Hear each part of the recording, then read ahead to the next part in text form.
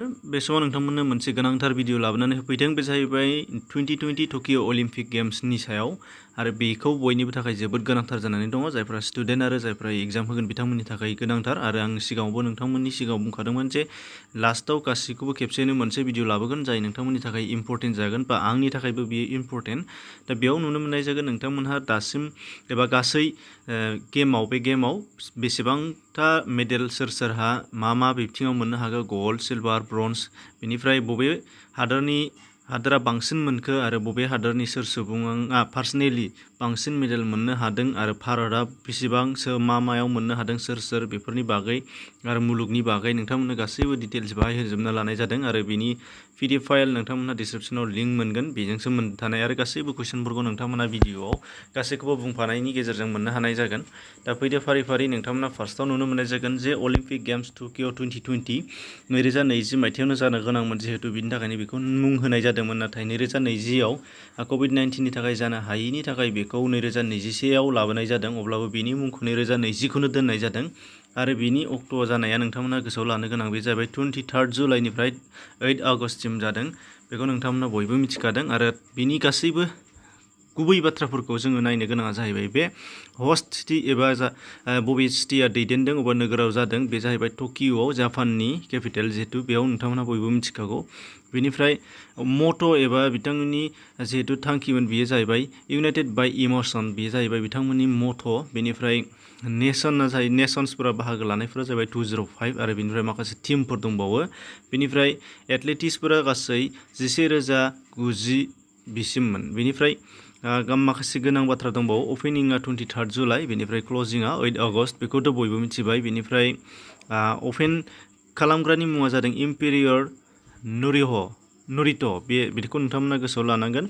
इम्पेरियर निरुहित, बेखौ गोसोआव लानांगोन, जाय बे गेम्सखौ अपेन खालामदों। बेखौ नोंथांमोना बयबो मिथिनो लानांगोन। बेनिफ्राय आरोबाव माखासे बाथ्रा नोंथांमोनहा बेयाव मिथिनो गोनाङा जाहैबाय, बेवहाय नोंथांमोनहा नुनो मोननाय जागोन जे नैबे खनायाव नेक्स्टआ जाहैगोन बिनि सिगां दानि जिहेतु अलिम्पिक जानायमोन, बे जाहैबाय सामार एबा गोलोम बोथोरनिमोन। बेनिफ्राय उइन्टाराव मोनसे जाबावगोन, बे जाहैबाय नोंथांमोना नुगोन 2022 मायथाइ, अदेबानि फैगौ बोसोरावनो जागोन, जुदि जेबो माबा मोनसे प्रब्लेम जायाबा बेयावनो जागोन। आरो बेयो जाहैबाय चीन हादरनि बेइजिंआव जागोन। बेनिफ्राय आरो सामार जिहेतु दा देग्लाय जाबाय, बियो नेक्स्टआव जाहैनो गोनाङा जाहैबाय 2024आव जागोन, बेयो जाहैबाय पेरिसाव जागोन। बेखौ गोसोआव लानो नांगोन। नेक्स्ट सामारा पेरिसाव 24आव, बेनिफ्राय नेक्स्ट उइन्टारा जागोन 2022, बेयो जाहैबाय बेइजिंआव जागोन। बेनिफ्राय जिहेतु दानि 2020नि टकिअ अलिम्पिक, बेयाव बयनिख्रुइ बांसिन गल्ड मेडेल मोननो हानाय हादरा जाहैबाय इउनाइटेड स्टेट्स, नोंथांमोना बेखौ नुखादों। बेनिफ्राय सेकेन्डआव दङ चाइना, बेनिफ्राय दङ थार्डआव जापान। बे थार्डसिमखौ गोसोआव लाबानो जाबाय, बाखि गुबुनफोरखौ एसेग्राब इम्परटेन्ट नङा। मानो होनबा फार्स्ट टपनिफ्राय सोंनाय जागोन गासैबो कुइसनफोरखौ। आरो जुदि नोंथांमोना नायनो गोसो दंबा, आं दहायनो बुंखादों, बेयाव गासैबो PDF फाइल हिसाबै होनाय जादों। नोंथांमोनहा नुगोन फार्स्ट हिसाबै इउनाइटेड स्टेट्सआ 39 मोनदों गल्ड, बेनिफ्राय सिलभार 41, बेनिफ्राय ब्रन्जआव मोनदों 33, बेनिफ्राय टटेल 113 मोनदों। बेनिफ्राय चीन हादरा मोननाय जादों 38 गल्ड, 32 सिलभार, 18 ब्रन्ज। दा बेनिफ्राय टटेल 88 जादों बिसोरनिया। आरो थार्डनियाव जापान हिसाबै मोननो हानाय जादों 27 गल्ड, 14 सिलभार, 17 ब्रन्ज, टटेल 58। बेनिफ्राय बाखि गुबुनफोरखौ नोंथांमोनहा गावबागाव चेक खालामनानै लानो हानाय जागोन।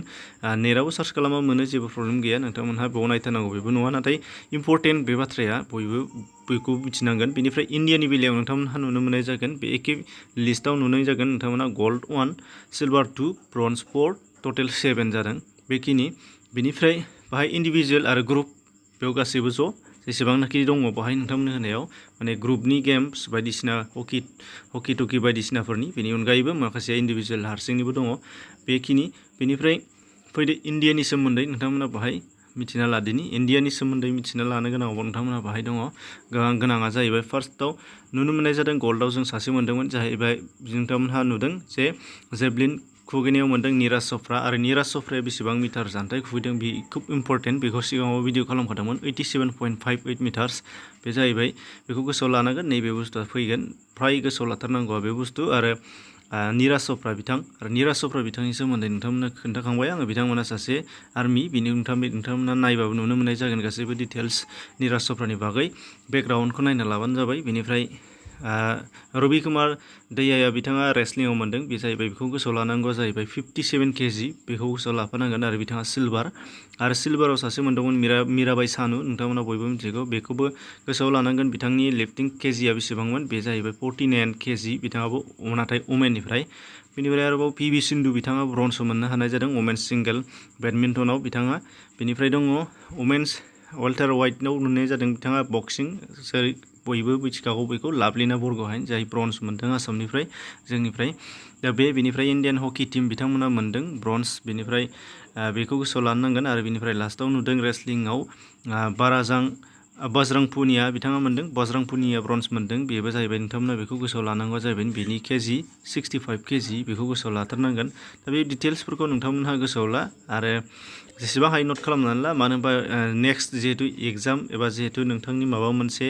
आनजादफोर दङ बेयाव फ्राय बेफोरनिफ्राय गासिबो कुइसनफोरा कमन जानानै दङ बेनिफ्राय फैदो इन्डिभिजुवेल हिसाबै बे टकिअ अलिम्पिकआव सोर बांसिन मेडेल मोननो हानाय जादों बे जाहैबाय नोंथांमोनहा नुनो जादों सि ड्रेसेल जायखौनो सेलेब ड्रेसेल नैबेयाव दं नोंथांमोनहा सेलेब ड्रेसेल बेखौ नोंथांमोना नुगोन बे जाहैबाय इउनाइटेड स्टेट्सनि आरो बिथाङा सासे दै सानस्रिया सुइमिंआव मोननो हानाय जादों गल्ड 5 मोनदों बिथाङा बेखायनो बे बयनिख्रुइबो बांसिन बेनिफ्राय सेकेन्ड हिसाबै अस्ट्रेलियानि मोननाय जादों बेबो मेकबन बिथाङाबो मोननाय जादों सुइमिंनिफ्राय आरो थार्डआवबो अस्ट्रेलियानि मोनदों के मेककिउन बिथाङाबो मोनदों 3 गल्ड बेनिफ्राय सेकेन्डनियाव मोनदों 4 गल्ड आरो फार्स्टआ जाहैबाय 5 जाय सेलिब ड्रेसेल नोंथांमोनहा दहाय खिन्थाखादों नैबेयाव बेनिफ्राय फोर्थ जुदि नोंथांमोनहा नायनो गोसो दंबा एन साउथ करियानि आर्सारियाव मोनदों बिथाङा 3 गल्ड बेखायनो बिथांमोनाबो गोसोआव लानो गोनांथार आरो फोर्थआव दङ थमसन हेरा बिथाङा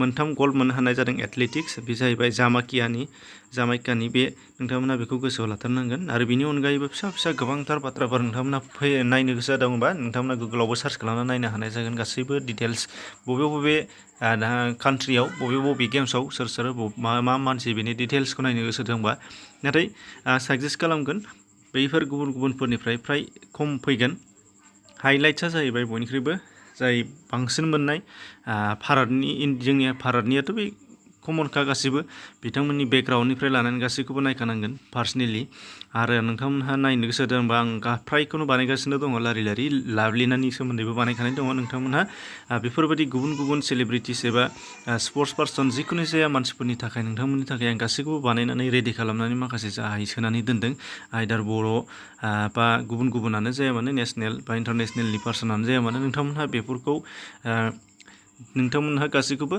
प्लेलिस्टआव थांनानै बेयाव थानानै नायनो हानाय जागोन बेनिफ्राय गुबुन गासैबो प्लेलिस्टआव हाबबानो नोंथांमोना बुजिनो हागोन नोंथांमोना मिथिखागौ बेफोरखौ नोंथांमोना चेक खालामनानै नायहै इडुकेसनेल भिडिअ दङ आरो निउस नायोबा निउस दङ नोंथांमोनहा नुगोन एन्टारटेनमेन्ट ओमफ्राय बेनिफ्राय क्लास वाइज टिचिं कर्स बायदिसिनाफोर नोंथांमोना गासैखौबो नुजोबगोन जुदि नैबे पार्सनेलि डिटेल्स नायनो लुबैदोंबा पिपल ब्लगाव हाबबानो जाबाय नोंथांमोनहा बेयाव गासैखौबो मोननो हानाय जागोन नङाबा डिसक्रिपसनाव लिंक होनाय जागोन बेयाव डाइरेक्टलि जुदि गोसो जादोंबा एसेनोसै नोंथांमोनखौ उननि समाव लोगो मोनगोन गोजोन्थों।